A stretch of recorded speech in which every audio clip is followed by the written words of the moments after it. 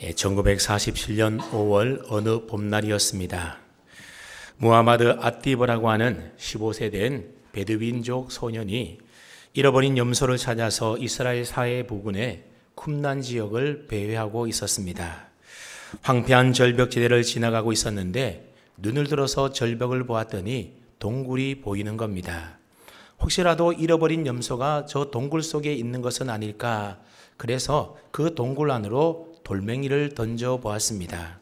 근데 동굴 속에서 쨍그랑거리면서 그릇 깨어지는 소리가 들리는 겁니다. 순간 이 소녀는 저 동굴에 누군가 오래전에 혹시 보물을 숨겨놓은 것은 아닐까, 그런 호기심이 발동이 되었습니다. 다음날 사촌과 함께 그 동굴에 들어가 봤더니 그 동굴에는 여러 개의 항아리들이 있었습니다. 그 항아리 속에 뭐가 있나 그렇게 들여다보았더니 기대했던 보물은 없고 아주 오래된 낡아 빠진 양피지로 만든 두루마리 뭉치들이 있었습니다. 거기는 뭔가 모를 글자들이 깨알같이 빼곡히 적혀 있었습니다. 실망한 그들은 그래도 고물상에 팔면 단돈 몇 푼이라도 받겠지, 그런 생각이 들어서 고물상에다가 아주 헐값에 이것을 팔아 넘깁니다. 그리고 그 고물상은 그 두루마리 가운데에 일부는 히브리 대학에, 일부는 성 마르코 수도원에다가 다시 되팔았습니다. 그때까지만 하더라도 이 두루마리의 가치가 무엇인지에 대하여 제대로 아는 사람이 별로 없었습니다. 어느 날 미국의 한 고고학 전문가가 성 마르코 수도원을 방문하여 그 두루마리를 보았는데 주전 1, 2세기경에 쓰여진 이사야서의 말씀이었던 겁니다. 그 이사야서의 말씀은 현존하는 구약 성경 사본 가운데 가장 오래된 사본으로 그야말로 보물 가운데 보물이었던 겁니다. 그렇게 해서 20세기 최대의 고고학적 발견이라고 하는 사해사본이 비로소 세상에 드러나게 됩니다. 그때까지만 하더라도 가장 오래된 성경 사본이 언제적 사본이었는가 하면 서기 1008년에 기록된 레닌그라드 사본이라는 사본이 있는데 이 사본이 가장 오래된 사본이었던 겁니다. 근데 사해사본은 그보다도 무려 1100년이나 더 앞서서 기록되었던, 그러니까 예수님이 태어나기도 전에 이미 기록되어 있었던 가장 오래된 구약 필사본이었던 겁니다. 그러니 그 가치라고 하는 것은 돈으로 살 수 없는 아주 귀하고 귀한 것이었습니다. 그런데 이런 보물의 가치를 모르고 그저 단돈 몇 푼에다가 고물상에 팔아넘긴 베드윈 소년이 나중에 이 이야기를 들었을 때에 얼마나 안타까워했겠습니까? 자, 그러니 보십시오. 제 아무리 귀한 것이라 할지라도 그 가치를 알아보고 소중히 여기는 사람에게는 그것이 값지고 귀하다고 의미 있는 것이 되지만, 그러나 그 가치를 모르는 사람은 그저 하찮고 가볍게 여기는 것이 될 수가 있다는 겁니다. 여러분, 오늘 본문에 보면 두 사람이 등장하는데 이 두 사람도 마찬가지입니다.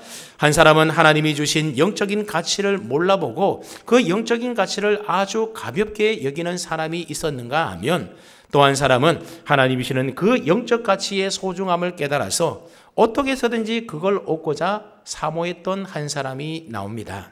그 두 사람이 누구겠습니까? 바로 이삭과 리브가의 쌍둥이 아들이었던 에서와 야곱입니다.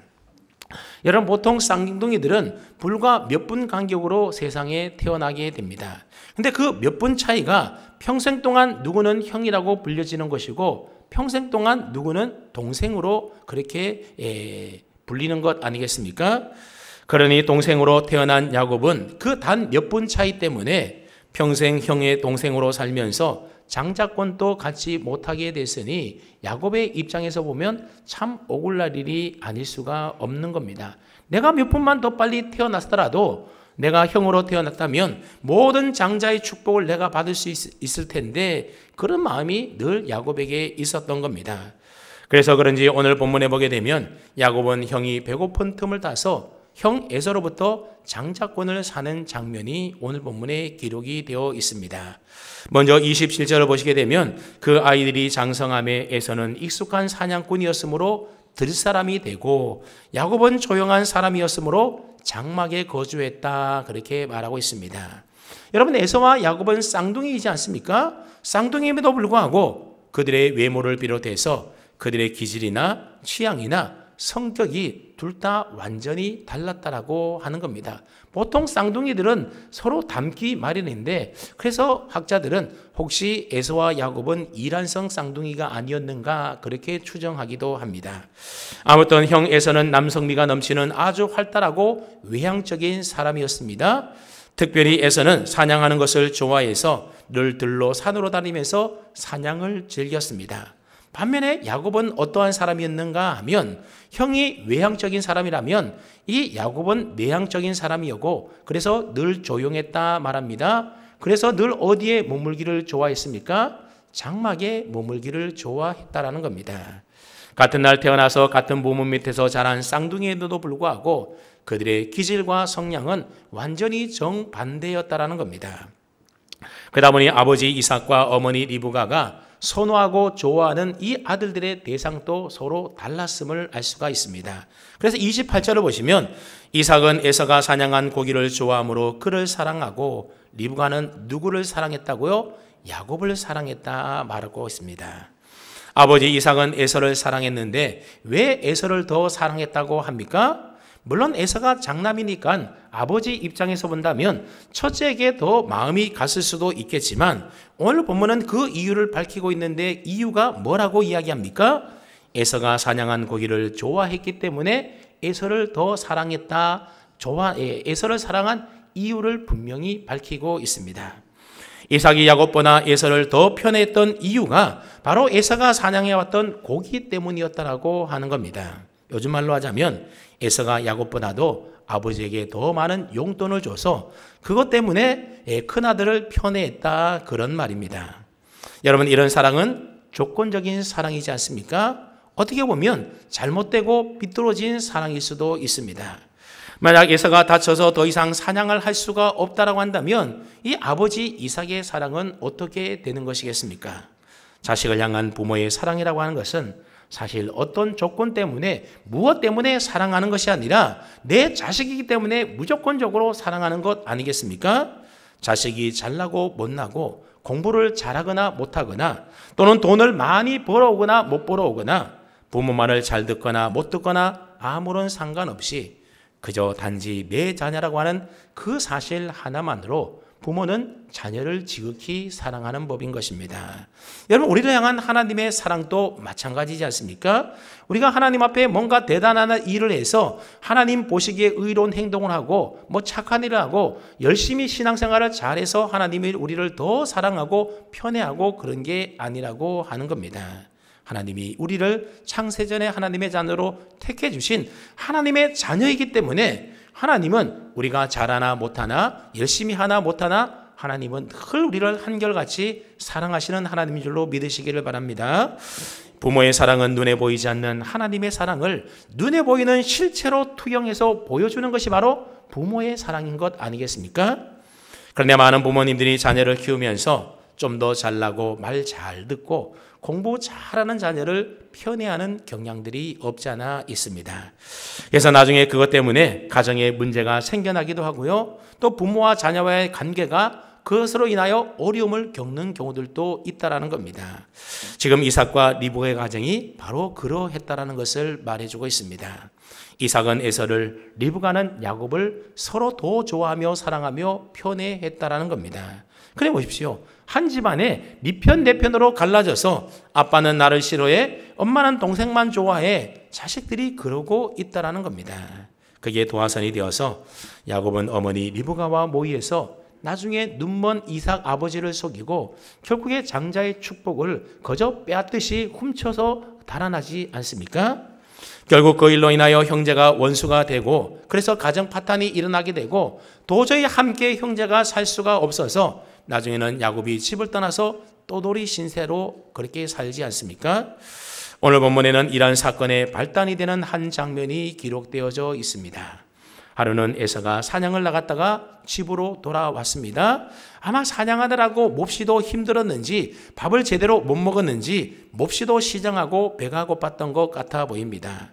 그래서 26절을 보시면 에서가 들에서 돌아와서 심히 피곤했다라고 성경이 표현하고 있습니다. 근데 이 피곤했다라는 말을 히브리어로 봤더니 아예프라고 하는 단어를 쓰고 있는데, 이 단어의 뜻이 뭔가 하면 정신이 혼미할 정도로 기진맥진한 상태를 나타낼 때 사용되는 단어가 바로 아예프라는 단어, 우리말로는 피곤하였다라고 그렇게 번역이 되어 있습니다. 밖에서 사냥하느라고 너무나 지치고 피곤하고 힘들고 배가 고파서 거의 기진맥진 탈진할 정도였다라고 하는 겁니다. 그런 상태에서 집으로 에서가 돌아왔으니 얼마나 배가 고팠겠습니까? 근데 마침 맛있는 냄새가 코끝을 자극해서 봤더니 동생 야곱이 죽을 쓰고 있는 겁니다. 에서는 급히 동생 야곱에게 내가 몹시 배가 고프니 너가 끓인 그 붉은 죽 내게 달라라고 합니다. 평소 같았으면 배고픈 형을 위하여 그냥 죽을 주었을 텐데, 그날따라 야곱은 평소에 하지 않던 말을 형에게 하고 있습니다. 31절을 보시면 야곱이 이르되 형의 장자의 명분을 오늘 내게 팔라 그러고 있습니다. 어쩌면 야곱은 형 에서가 사냥 가서 몹시 피곤하고 지쳐서 배가 고파 올 때를 그동안 참고 기다렸는지도 모르겠습니다.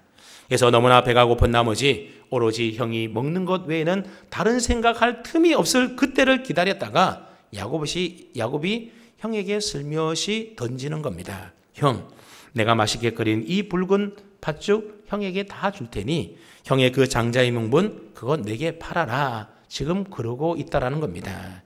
그러니 야곱이 그 이름의 뜻대로 참 어쩌게 보면 참 교활한 사람이지 않습니까? 어떻게 해서든지 형을 속여서라도 뭔가 자기 것으로 챙기려고 하는 사람이 바로 야곱이었던 겁니다. 그래서 형 에서가 배가 고파 기진맥진하여 먹는 것에 정신 팔려 있을 때에 그 틈새를 지금 파고들고 있는 겁니다. 그자 에서가 뭐라고 대답을 합니까? 32절을 보시면 에서가 이르되 내가 죽게 되었으니 이 장자의 명분이 내게 무엇이 유익하리요 그랬습니다. 이 장자의 명분 이까짓 게 뭐 내가 배고픈데 내게 유익하랴 그러고 있다라는 겁니다. 그렇습니다. 지금 당장 배가 고파 죽을 지경이었기 때문에 이까지 장자권은 배고픈 내게는 아무런 소용이 없다라는 식으로 에서는 자신의 장자권을 아주 가볍게 생각을 했던 겁니다. 그러다 야곱이 뭐라고 말합니까? 형 말로만 하지 말고 이제 내게 맹세하라고 하는 겁니다. 여러분, 이쯤 되면 야곱이 장자권을 팔라라고 하는 그 말이 장난이 아니라는 사실을 에서가 눈치채워야 하는 것 아니겠습니까? 그런데 에서는 오로지 허기진 배를 채우는 그 먹는 일에 몰두하느라고 전혀 쉽게 맹세까지 해버리고 결국 자기의 장자권의 명분을 야곱에게 팔고 말았습니다. 야곱은 자신의 꾀에 형 에서가 넘어온 것이 너무나도 기분 좋아서 그런지 형이 요청한 팥죽 외에도 오늘 본문에 보면 덤으로 떡까지 주었음을 알 수가 있습니다. 하지만 에서는 자신에게 지금 무슨 일이 일어나는지, 자신이 어떤 일을 했는지도 모르고 그저 먹고 마시고 허기진 배를 다 채운 다음에 일어나 돌아갔다라고 기록하고 있습니다. 성경은 이러한 에서의 행동에 대하여 뭐라고 평가를 내리고 있습니까? 34절 끝에 보았더니 에서가 장자의 명분을 어떻게 여겼다고요? 가볍게 여겼다 말하고 있습니다. 근데 여기서 가볍게 여겼다라고 하는 말을 히브리 원문으로 보게 되면 와이베즈라고 하는 단어를 쓰고 있는데, 이 말의 뜻이 어떨 때 쓰는가 하면 멸시하다, 비웃다, 그럴 때 쓰는 단어가 바로 와이베즈라고 하는 단어라고 하는 겁니다. 가볍게 여겼다라는 겁니다. 즉 에서는 장자의 명분에 대하여 어떻게 여겼다라는 겁니까? 전혀 가치를 부여하지 않았을 뿐만 아니라 심지어 멸시하고 비웃기까지 했다라는 겁니다. 아유, 이까지 장자의 명분, 뭐 중요하다라고, 니나 가져, 이런 식으로 소홀하게 가볍게 여겼던 겁니다. 히브리서 기자는 장자권을 가볍게 여긴 이런 에서를 향하여 망령된 자라고 그렇게 단정 짓고 있는데, 히브리서 12장 16절 말씀을 한번 보십시오. 거기 보면 이렇게 이야기를 합니다. 한 그릇 음식을 위하여 장자의 명분을 판 에서와 같이 뭐가 되지 말라고요? 망령된 자가 없도록 살피라. 우리에게 그렇게 권면하고 있습니다. 음식 한 그릇에 장자의 명분을 판 이 에서를 가리켜서 성경은 뭐라고 표현하고 있다고요? 망령된 자다, 그렇게 표현하고 있습니다. 근데 여기서 망령된 자라는 말을 헬라로 보게 되면 베벨로스라고 하는 단어를 쓰고 있는데, 그 뜻이 뭔가 하면 불경건한 자, 세속적인 자, 그런 뜻을 가지고 있는 단어가 바로 베벨로스라고 하는 단어입니다. 쉽게 말하면 에서는 거룩함을 쫓아서 살아가는 영적인 사람이 아니라 오로지 육신의 탐욕과 욕망을 쫓으며 살아갔던 육체적인 사람, 세속적인 사람이 바로 에서였다라고 하는 겁니다. 그래서 그는 하나님께로부터 받은 장자권이라고 하는 영적 가치를 소중하게 여기지 않고 가볍고 소홀하게 하찮게 여겼다라고 하는 겁니다. 그렇다면 여러분, 도대체 장자의 명분, 이 장자의 권리가 어떠한 것이었기에 야곱은 거기에 매달려서 어떻게든지 빼앗으려고 집착을 하고 있고 반대로 에서는 그것을 그저 가볍게 여겼던 것일까요? 당시 풍습에 따르게 되면 일단 장자의 권리 중에 첫 번째가 뭔가 하면 한 집안의 가장이 되는 권리를 장자가 갖게 됩니다. 그래서 한 집안의 가장이 되어버리면 그 집안에서 일어나는 모든 대소사 일들을 결정하고 통솔하는 그 권한이 누구에게 주어진다고요? 장자에게 주어지게 된다는 겁니다. 이건 아브라함과 이삭과 같은 족장시대 때에는 대단한 특권이 아닐 수가 없었습니다. 그리고 부모로부터 유산을 물려받을 때에도 장자는 다른 형제들보다도 2배, 즉 갑절의 유산을 물려받을 수가 있었습니다. 근데 그 무엇보다도 장자의 가장 큰 특권 가운데 하나가 무엇이었는가 하면 하나님으로부터 주어지는 영적인 축복의 후계자가 되는 복을 받는, 그걸 누가 받았다고요? 장자가 물려받았다라고 하는 겁니다. 다시 말하면 언약의 계승권이 장자에게 주어졌던 겁니다. 그러니 사실 생각해 보면 이 장자의 명분이라고 하는 것은 사실 쉽게 팔 수 있는 그런 것이 아니라 엄청나게 가치 있고 귀하고 값진 것이었다는 것을 알 수가 있습니다. 아마 고대 사회 때에는 누구든지 다 장남으로 태어나기를 원했을 겁니다. 자, 그렇다면 도대체 에서는 왜 이렇게 귀한 장자의 명분의 권리를 그저 팥죽 한 그릇에 팔 정도로 장자의 명분을 가볍게 여겼던 것일까요? 그리고 이 가볍게 여겼다라는 말의 의미는 무엇을 말하는 것일까요? 먼저 에서는 왜 그렇게 귀한 장자권을 팥죽 한 그릇에 팔 정도로 이 장자의 명분을 가볍게 여겼던 것일까요? 우선 에서는 자기가 받은 장자권이 영원히 자기의 것이다, 그런 착각에 빠져 있었기 때문에 그렇습니다. 그는 태어날 때부터 장자로 먼저 태어나지 않았습니까? 누가 뭐래도 장자라고 하는 이 사실은 변함이 없는 진리였던 겁니다.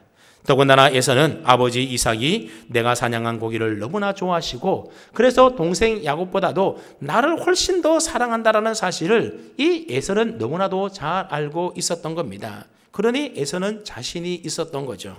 제 아무리 동생이 장자의 명분을 팔라 맹세하라 그랬어도 무슨 장자권이라는 것이 그렇게 쉽게 매매할 수 있는 것도 아니고 또 아버지는 내 편이라 그렇게 생각했기 때문에 이 에서는 장자의 명분을 그저 가볍게 소홀하게 여겼던 것입니다. 그러니까 에서가 장자권을 판 것은 지금 당장의 눈앞의 배고픔을 해소하기 위한 그저 하나의 수단에 불과했던 것입니다. 에서가 장자권을 야곱에게 판 이후에도 보면 여전히 장자는 누구였습니까? 에서였다라는 겁니다. 그래서 나중에 보면 아버지 이삭도 에서의 장자권을 인정하였기 때문에 에서를 축복해 줄 테니 너가 가서 사냥해 와서 나를 위하여 별미를 만들어주면 내가 너를 위하여 축복하겠다. 그래서 에서가 사냥 가지 않습니까? 그러니 에서는 야곱에게 장자의 명분을 판 것을 그저 정식 거래로 생각하지 않고 그저 장난 정도로 아주 가볍고 소홀하게 여겼다라는 겁니다. 그러나 야곱은 그렇지가 않았습니다. 그는 아무도 자신의 장자권을 인정해 주지 않는다 하더라도 오직 누구만이요? 하나님만이 이것을 인정해 주면 된다라고 그렇게 간절히 바라고 그래서 형에게 팥죽 한 그릇에 자신의 형의 장자권을 내게 팔라라고 요청했던 것입니다. 사실 야곱이 장자의 명분을 차지하라고 했던 것은 형보다 2배나 더 많은 몫의 재산을 내가 상속받아야 되겠다, 그런 재물에 대한 욕심 때문이 아니었던 겁니다. 나중에 살펴볼 창세기 17장에 가보게 되면 야곱은 아버지를 속여서 축복을 받은 후에 아무것도 건지지 못하고 그야말로 빈손으로 집을 떠나지 않습니까? 만약 재물에 대한 욕심 때문이었다라고 한다면 굳이 그럴 필요가 없었던 것입니다. 야곱은 지금보다도 먼 미래를 내다보고 있는 겁니다. 지금은 아무에게도 장자권을 인정받지 못한다 하더라도 할아버지 아브라함으로부터 이어져 내려오는 이 언약의 계승권의 축복이 먼 미래에 내 삶에 그리고 내 자녀들과 후손들에게 현실로 이루어지기를 간절히 바라고 소망하고 있는 것입니다. 사실 그런 것들은 영적인 것들이기 때문에 우리의 눈에 보이는 것은 하나도 없지 않습니까? 앞으로 하나님께서 이루어질 것에 대한 기대와 소망은 물론 있지만 지금 손에 잡히는 것은 사실 아무것도 없는 것입니다. 재산을 물려받는 것도 아버지가 돌아가신 이후에나 이루어지는 일들이고 아버지가 살아계실 동안은 사실 아무것도 물려받을 수가 없습니다. 그런데도 야곱은 이 영적인 축복과 유산을 물려받기를 간절히 소망하고 또 바랬던 것입니다. 여러분, 야곱은 어떻게 해서 영적인 유산 물려받기를 이처럼 간절히 원하고 소망하고 있었던 것일까요? 아마 생각해 보건대 야곱은 할아버지 아브라함으로부터 하나님이 약속해 주신 언약의 축복에 대하여 듣고 자란 그 영향 때문이었을지 않았을까 그런 생각을 해봅니다. 여러분, 아브라함이 몇 세까지 살았습니까? 175세까지 살았다 우리가 앞서 배웠죠. 그런데 아브라함이 100세에 이삭을 낳았고 또 이삭이 60세에 에서와 야곱을 낳았고 그 다음에 아브라함이 176세에 죽었다라고 한다면 여러분, 에서와 야곱이 할아버지를 보았을까요? 못 보았을까요? 봤어요? 못 봤어요? 잘 모르겠습니까? 다시 한번 계산해 보십시오. 아브라함이 175세에 죽었는데 100세에 이삭을 낳았습니다. 근데 이삭이 60세에 에서와 이삭을 낳았으니까 그러면 에서와 야곱은 15살까지 그 어린 시절을 누구 밑에서 자랐겠습니까? 할아버지 아브라함의 사랑을 독차지하면서 아마 이 에서와 야곱이 할아버지의 귀염을 독차지하면서 그렇게 자랐을 겁니다. 100세에 낳은 아들 이삭이 60세에 낳았던 쌍둥이 손자들이니 여러분, 아브라함이 얼마나 귀하게 여겼겠습니까? 여러분, 요즘에도 보면 할아버지 할머니들이 하도 손주 자랑 서로 하려고 하다 보니 어떻게 합니까? 손주 자랑하려면 돈 내고 해라 그렇게 해서 그래도 막 서로 하려고 하지 않습니까? 아마 아브라함도 쌍둥이 손자 둘을 항상 무릎에 앉혀놓고서는 그동안 살아오면서 아브라함이 경험했던 그 하나님에 관한 이야기들을 그 손자들에게 많이 들려주지 않았겠습니까? 하나님이 자신을 갈대우르에서 부르실 때 해주셨던 그 약속의 말씀들, 다시 말하면 너로 큰 민족을 이루어서 복의 근원이 되게 해주겠다. 하늘의 별과 같이 바다의 모래와 같이 너 자손들이 많게 해줄 것이다. 그리고 동서남북 사방으로 보이는 이 모든 땅을 너와 내 후손들에게 다 주겠다. 그리고 자기가 100세 되어서 낳았던 이 이삭을 낳았던 그 이야기와 그리고 모리아 산에서 있었던 여호와 일에 관한 일들, 그리고 하나님께서 그 모든 일들 과정 가운데서 확인해 주셨던 언약의 약속들까지 아브라함은 두 손자에게 에서와 야곱에게 다 들려주었을 겁니다. 에서와 야곱은 둘 다 할아버지로부터 그 모든 얘기를 듣고 자랐는데 에서는 육적인 사람이기 때문에 영적인 그런 일들에 대해서는 별로 관심이 없었기 때문에 그저 할아버지의 말을 한 귀로 듣고 한 귀로 흘러버렸다라는 겁니다. 여러분, 여기서 설교 들어도 이 하나님의 말씀을 한 귀로 듣고 한 귀로 흘러들이는 사람이 있는가 하면 그 말씀을 마음속 깊이 새기는 사람이 있다라고 하는 겁니다. 보십시오. 야곱은 어땠다고 하는 겁니까? 할아버지 아브라함의 그 이야기를 들으면서 마음의 소원이 하나둘씩 생겨나게 되는 겁니다. 아브라함으로부터 이삭으로부터 이삭에게로 이어져 내려오고는 모든 영적인 축복의 그 유산을 형 에서가 물려받게 되었는데 아무리 생각해봐도 저 장자권을 내가 차지 않으면 내게 돌아오지 않을 거다라고 야곱이 생각했던 것입니다. 그래서 내가 아버지에게 물려온 저 영적인 축복의 유산을 내가 물려받아야겠다라고 하는 그런 간절한 소망이 생겨나기 시작했던 겁니다. 야곱은 그래서 어떻게 해서든지 형에게 있는 장자권을 자신의 것으로 만들려고 수단과 방법을 가리지 않지 않습니까? 그래서 야곱은 형이 사냥 갔다가 배가 고파 돌아올 때를 기다렸다가 거기에 맞춰서 팥죽을 써서 교묘하게 형의 장자권을 가로채려고 했던 것입니다. 그리고 뒤에 보면 어머니와 모의를 해서 형 에서인 것처럼 꾸며서 나이 많아 잘 보지 못하는 아버지를 속이고 형이 받아야 될 모든 축복을 결국 가로채는 야곱이었던 겁니다. 그런데 여러분, 이런 야곱의 방법도 사실 잘못된 것 아니겠습니까? 야곱은 자기를 사랑하는 어머니 리브가를 통하여 이미 큰 자가 어린 자를 섬길 것이라고 하셨던 그 하나님의 말씀에 대하여 분명히 들었을 겁니다. 자, 그렇다면 야곱은 하나님의 방법과 하나님의 뜻대로 이루어지기를 기다려야 되는데 그렇지 못하고 온갖 인간적인 속임수와 또 인간적인 편법을 써서 자기가 그것을 하려고 애를 쓰고 있다라는 겁니다. 결국 하나님은 이러한 야곱의 모난 성품을 다듬기 위하여 어떡합니까? 외삼촌 라반 집으로 보내게 되는 겁니다. 그래서 거기서 자기보다 더 지독한 라반 밑에서 20년 동안 그야말로 시달리면서 그의 모난 성품이 다듬어지지 않습니까? 이처럼 야곱은 수단과 방법이 비열했는지는 모르겠지만 그래도 야곱의 장점이 무엇입니까? 하나님이 주시는 영적인 축복의 가치가 얼마나 귀하고 소중한 것인지를 너무나도 잘 알고 그것을 자기의 것으로 삼으려고 애를 썼다라고 하는 겁니다. 그렇게 그는 아브라함으로부터 이삭에게로 흘러오는 그 하나님의 영적인 축복의 계보가 자신과 자신의 후손들에게 이어지기를 간절히 사모했던 겁니다. 그 결과 어떻게 됐습니까? 야곱은 이스라엘 12지파의 직계 조상이 되는 가장 영적인 큰 축복을 받는 주인공이 되었다라고 하는 겁니다. 그에 반하여 여러분 에서는 어떠했습니까? 야곱처럼 영적인 것에는 아무런 관심이 없는 육적인 사람이었습니다. 오로지 지금 당장 눈앞에 보이는 육적이고 세상적이고 물질적이고 먹는 것만 추구하며 살아갔던 사람이었습니다. 왜냐하면 하나님이 약속하신 영적인 복들이라고 하는 것은 마치 약속어음과도 같은 것이기 때문에 그렇습니다. 지금 당장 손에 현찰로 주어지는 것이 아니었던 겁니다. 여러분, 에서는 세상적으로 본다면 남자답고 씩씩하고 호통하고 멋있어서 굉장히 호감이 가는 그런 사람이었는지 모르겠지만 에서는 영적인 가치의 소중함을 알지 못하는 지독한 현실주의자였고 지독하게 세속적인 사람이 바로 에서였던 겁니다. 그러니 미래에 대한 것은 전혀 바라보지도 않았던 것이죠. 그저 눈앞에 있는 현실적인 것만 목매고 살았던 사람입니다. 고린도서 15장 32절을 보면 사도 바울이 이런 사람을 향하여 이렇게 이야기하고 있습니다. 죽은 자가 다시 살아나지 못한다면 내일 죽을 터이니 먹고 마시자 하리라 그랬습니다. 여러분, 고린도서 15장은 부활에 관한 이야기가 기록되어 있는 부활장이지 않습니까? 그런데 부활이 없다라고 생각하는 사람들은 어떻게 살아간다라는 겁니까?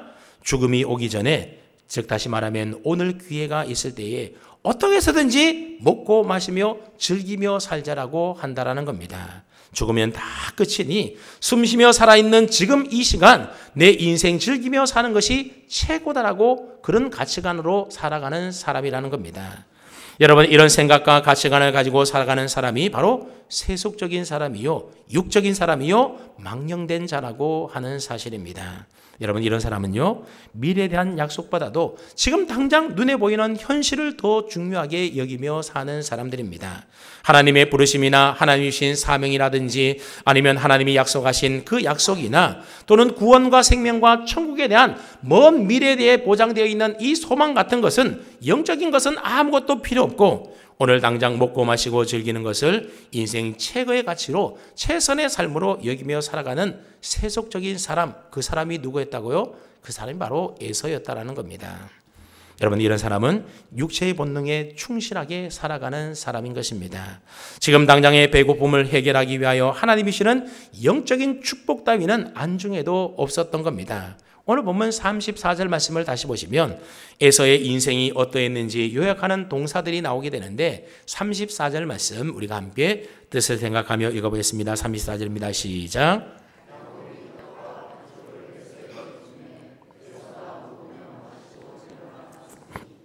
에서가 장자의 명분을 가볍게 여김이었더라. 아멘. 여기 보면 에서의 행동을 나타내는 4개의 동사가 연속적으로 나오고 있는데 한번 보십시오. 먹으며 마시고 일어나 갔으니 그랬습니다. 저기에서는 야곱이 음식을 주자마자 허겁지겁 급하게 먹고서는 배가 불러오자 만족한 상태로 일어나서 자기 곳으로 돌아갔다라는 의미의 말입니다. 쉽게 말하면 에서는 먹고 마시는 걸로 만족하며 살아갔던 사람이었던 겁니다. 여러분, 오늘날에도 얼마나 많은 사람들이 먹고 마시는 것을 인생의 낙으로 삼고 살아가는 사람들이 얼마나 많이 있습니까? 특별히 요즘 우리 사회를 보면 온통 먹자판인 것 같아 보입니다. 그래서 TV만 틀면 온통 먹는 얘기들만 나오지 않습니까? 뭐 요리하는 프로그램이라든지 아니면 또 좋은 뭐 음식점 소개하는 프로그램이라든지 아니면 뭐 그런 온통 이곳 틀어봐도 저곳 틀어봐도 다 사람들 먹는 얘기로 가득 차 있습니다. 그래서 유명하다고 하는 맛집 식당에 가보게 되면 무슨 사람들이 어디서 그런 소문을 듣고 왔는지 줄을 서서 먹는 경우들도 종종 있지 않습니까? 저 멀리 외진 곳에 있어도 어떻게 알고 찾아오는지 사람들이 먹는 것, 맛있는 것 먹기 위해서는 시간도 돈도 아끼지 않는 것이 요즘 세대입니다. 그런데 여러분, 우리 사람들은 먹기 위해 사는 존재입니까? 그렇지 않지 않습니까? 물론 맛있는 것 먹고 즐기는 것 그게 나쁘다 그런 말은 아닙니다. 하지만 그게 우리 인생의 무슨 중요한 가치관이나 또는 인생의 목적인 것처럼 우리가 행동하며 살아서는 안 된다라고 하는 겁니다. 먹고 마시는 일을 영적인 일보다 더 앞세워서는 안 되는 겁니다. 먹는 일 때문에 영적인 가치를 가볍게 여기서는 결코 안 된다라고 하는 겁니다. 여러분, 우리 사람이 동물과 다른 점이 있다면 그것이 무엇이겠습니까? 그것은 바로 하나님의 형상대로 지음을 받은 영적인 존재가 우리 인간이라고 하는 겁니다.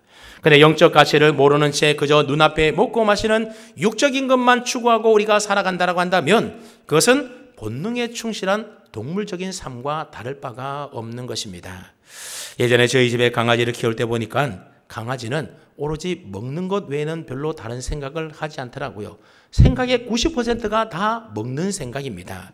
그래서 잠을 자다가도 부시럭 소리가 나면 귀는 또 얼마나 밝은지 벌떡 일어나가지고 먹을 것 달라고 쫄쫄 따라오는 것을 보았습니다. 물론 강아지는 동물이니까는 미래에 대한 비전도 영혼에 대한 소망도 없이 그렇게 육적으로 살아가는 것이 어쩌면 당연한지 모르겠습니다. 하지만 전도서 3장 11절 말씀처럼 우리 사람에게는 하나님께서 영혼을 사모하는 마음을 주셨다 말하지 않습니까?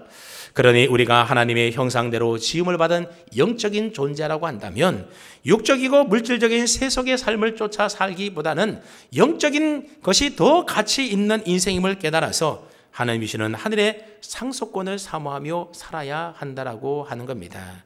그래서 히브리서 12장 22절로 23절 말씀해 보았더니 이런 말씀이 기록되어 있습니다. 살아계신 하나님의 도성인 하늘의 예루살렘과 천만 천사와 하늘에 기록된 장자들의 모임이라는 말이 히브리서 12장에 기록되어 있습니다. 여러분, 이게 무슨 말인가 하면 장차 앞으로 들어가게 될 하나님의 성 새 예루살렘 성인 천국에는 천만 천사들과 함께 하늘에 그 이름이 기록된 누가 가는 곳이라고요? 장자들의 모임, 영적인 장자들이 가는 곳이 어디라는 겁니까? 그곳이 바로 하나님 나라 천국이라고 이야기하고 있습니다. 그러니까 우리가 천국에 들어간다라고 하는 말은 곧 우리들이 천국에 그 이름이 기록되어 있는 영적인 장자들이다 그 말입니다. 내가 집에서는 뭐 막내로 태어나고 둘째로 차자로 태어나고 했어도 우리가 하나님 나라에 들어가는 것은 예수 믿는 그 순간부터 우리는 뭐가 된다고요? 하늘나라에 그 이름이 기록된 영적인 장자들이 된다라고 하는 사실입니다. 그렇다면 어떤 자가 하늘의 장자들의 모임에 참여할 수가 있겠습니까? 비록 육신의 몸은 이 땅에 살고 있지만 예수 그리스도를 믿음으로 하늘의 소망을 두고 위에서 부르신 그 부름의 상을 바라보면서 날마다 믿음으로 살아가는 그 사람이 바로 하늘의 장자라고 하는 겁니다. 이런 사람은 당장 눈앞에 놓여있는 작은 육신의 이익을 쫓아 사는 자들이 아니라 영원한 하나님 나라를 바라보며 하늘의 소망을 두고 살아가는 사람들인 겁니다. 왜냐하면 우리의 시민권은 이 땅에 있는 것이 아니라 영원한 하나님 나라 천국에 있는 것을 확신하기 때문에 그렇습니다. 그래서 사도 바울은 이렇게 살아가는 사람은 어떻게 살아가는지에 대하여 빌립보서 3장 19절로 20절에서 이렇게 이야기합니다. 그들의 마침은 멸망이요. 여기서 그들이라고 하는 것은 바로 육적으로 살아가는 사람, 세속적인 사람을 가리킵니다. 그들의 마침은 멸망이요. 그들의 신은 배요. 그 영광은 그들의 부끄러움에 있고 땅의 일을 생각하는지라. 그러나 우리의 시민권은 어디에 있다고요? 하늘에 있는지라. 거기로부터 구원하는 자 곧 주 예수 그리스도를 기다린다 그렇게 말하고 있습니다. 땅의 것만 바라보고 세속적인 삶을 추구하며 살아가는 사람들의 마침은 결국 뭐라는 겁니까?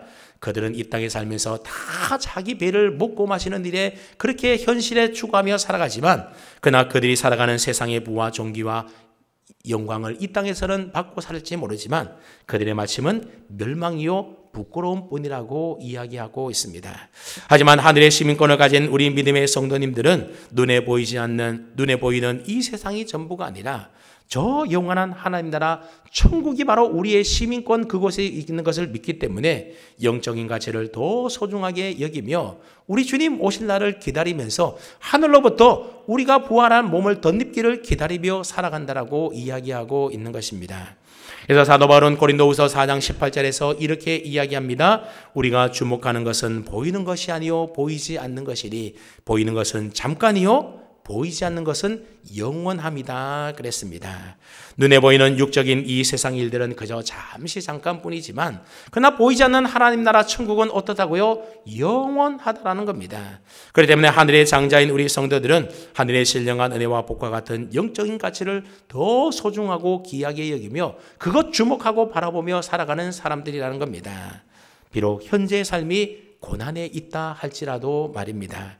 그래서 사도 바울은 로마서 8장 18절에서 이렇게 이야기합니다. 생각하건대 현재의 고난은 장차 우리에게 나타날 영광과 비교할 수 없도다 그랬습니다. 지금 고난에 있다 하더라도 장차 우리가 하나님 나라에서 받게 될 그 영광은 사실 지금의 고난은 아무것도 아니라고 하는 겁니다. 그래서 여러분, 지금 당장 눈앞에 보이는 세상적인 유익들과 지금 우리 눈에 보이지는 않지만 하나님의 말씀을 통하여 약속하고 보장해주고 있는 하늘의 신령한 영적인 복 가운데에 어느 것이 더 가치 있고 어느 것이 더 귀하고 소중한 것이겠습니까? 당연히 하나님이 주시는 영원한 생명과 구원과 천국을 기업으로 상속받는 이 영적인 복이 훨씬 더 귀하고 값지고 소중한 것 아니겠습니까? 그런데 오늘날에도 많은 사람들이 에서처럼 지금 당장 눈앞에 보이는 작은 유익 쫓으며 살아가느라고 영적인 가치를 가볍게 소홀히 여기며 살아가는 사람들이 얼마나 많은지 모릅니다. 그래서 에서처럼요, 장자의 명분이 내게 무엇이 유익하리요? 눈에 보이지 않는 그까지 영적인 축복, 내게 무엇이 유익하냐? 그러고 살고 있다라는 겁니다. 바쁜 주일날 예배드리는 것이 내게 무슨 유익이리요? 이렇게 피곤한 세상에 굳이 교회에 나와서 봉사하고 섬기는 일이 내게 무슨 유익이 되리요? 주일날 열심히 일해서 돈 많이 버는 일이 내게 더 유익한 일이고 친한 지인들과 함께 맛있는 거 먹고 마시고 취미생활하며 즐기는 것이 내 삶에 더 유익한 일이지 뭔 영적인 일을 추구하며 눈에 보이지 않는 그런 것이 어디 있다고 그렇게 여기며 살아가는 사람들이 얼마나 많냐라는 겁니다. 이런 사람들은 다 에서와 같이 세속적인 삶을 살아가는 망령된 자들에 불과한 것입니다. 여러분들은 절대로 영적인 축복인 하늘의 장자권을 잠시 있다가 사라지고 말 세상 것들과 맞바꾸지 마시기를 바랍니다. 아무리 많은 재물과 지위와 성공과 세상의 모든 것들을 우리가 다 가지고 있다 하더라도 결국 그 모든 것들은 어떻게 된다는 겁니까? 잠시 잠깐 누리다가 우리가 죽어버리면 끝나게 되는 그저 팥죽 한 그릇에 불과하다라고 하는 겁니다. 먹으면 없어지는 팥죽 한 그릇에 하늘의 장자권을 팔아서 맞바꾸려고 하는 에서와 같은 어리석음에 빠지지 말라라는 겁니다. 마태복음 19장에 보게 되면 한 부자 청년이 나오는데 이 청년은 눈에 보이지 않는 영생과 눈에 보이는 물질을 놓고 저울질하다가 결국 재물이 많음으로 근심하며 돌아갔다, 그런 이야기가 나옵니다. 여러분, 영생의 가치를 재물보다도 더 가볍게 여겼기 때문에 근심하며 돌아간 것 아니겠습니까? 그런데 이 청년이 얼마나 어리석은 청년입니까? 그래서 이 청년을 가리켜서 어리석은 부자 청년이다, 우리가 그렇게 부르고 있는 겁니다. 그리고 마태복음 13장에 보면 천국 비유가 여러 가지 나오는데 그 중에 하나가 천국은 마치 밭에 감추인 보화와 같다, 예수님께서 그렇게 말씀하셨습니다. 그래서 보화가 숨겨진 밭을 발견한 사람은 어떻게 합니까? 자신의 모든 것들을 다 팔아서 그 보화가 숨겨진 밭을 기어이 산다라는 겁니다. 빛을 내서라도 산다라는 거죠. 왜 그렇습니까? 밭에 숨겨진 보화가 내가 소유한 모든 것보다도 훨씬 더 귀하고 가치 있는 것이기 때문에 그렇습니다. 그런데 그 밭에 숨겨진 보화의 가치를 알지 못하는 사람은 자신의 것이 아깝기 때문에 그 밭을 사지 못하는 어리석음에 빠져들게 되는 겁니다. 그러면 그 보화를, 천국을, 영생을 얻지 못하게 되는 것 아니겠습니까? 누구처럼요? 에서처럼, 어리석은 부자 청년처럼 말입니다. 그러니 눈에 보이는 육적인 것에 마음 빼앗겨서 영적인 것을 가볍게 여기고 하찮게 여김으로 지옥 가는 인생들이 얼마나 어리석고 불쌍한 자들입니까? 여러분들 가운데는 그런 자들이 한 사람도 없기를 바랍니다. 디모데후서 4장에 보게 되면 사도 바울이 디모데에게 편지를 쓰면서 10절에 이렇게 이야기를 합니다. 대만은 이 세상을 사랑하여 나를 버리고 데살로니가로 갔고 그랬습니다. 예수 믿는 사람들 가운데도 세상의 것들, 육적인 것들, 눈에 보이는 것도 사랑해서 영적인 가치를 소홀하게 여기면서 그것 버리고 세상으로 간 사람들도 있다라는 겁니다. 이런 어리석음에 빠지지 마시기 바랍니다. 바라기는 저와 여러분 모두는 당장 눈앞에 보이는 작은 이익조차 살지 마시고 영적인 가치를 더 귀하고 더 소중하게 여기면서 하나님이 약속하신 저 영원한 하나님 나라 바라보고 소망하시면서 항상 주의 일에 더욱 힘쓰며 살아갈 수 있는 주님의 백성들 다 될 수 있기를 주님의 이름으로 축원합니다. 아멘.